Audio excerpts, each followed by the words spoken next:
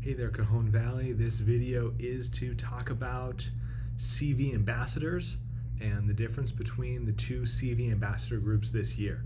So this year we've got two different groups based off of feedback from last year. We've got a learning experiences group and we've got a technology group. In the learning experiences group, you are going to be building learning experiences that build the CV essential skills. We got community voice last year around those three CV essential skills of self-awareness, growth mindset, and applied academics. In this group, we are focusing on building out rich learning experiences that help students not only build these skills, but also reflect on how they have built these skills. We're going to be doing that this year by participating in a lesson study model where we will plan, teach, observe, reflect, and refine our units of study collaboratively. And we're going to incorporate an LMS into how we do that to capture the learning of our students. That'll be eCadence for 4th through 8th grade and Seesaw for K through 3.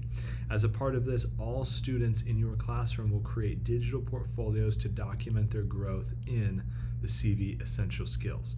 For the technology group, you are focused on the technological aspects of teaching and learning, specifically through an LMS or a learning management system.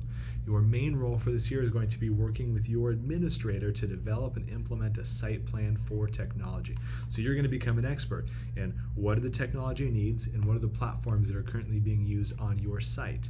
You're going to be doing that while you're also becoming an expert in either eCadence, if you are serving 4th through 8th grade, or Seesaw K through 3 and providing support to your colleagues at your site. Now, the time commitment. Both groups will meet about once a month. Really comes out to about every 5 to 6 weeks throughout the year. You can see in the meeting date schedule that the learning experiences group will meet, and then 1 week later the technology group will meet.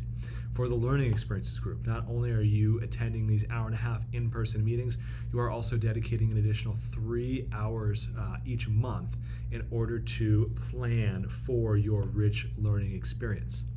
In order to participate in the lesson study model, you are also going to be given 3 substitute release days for each of the cycles, and we'll talk about what those 2 lesson study model cycles look like in just a moment here.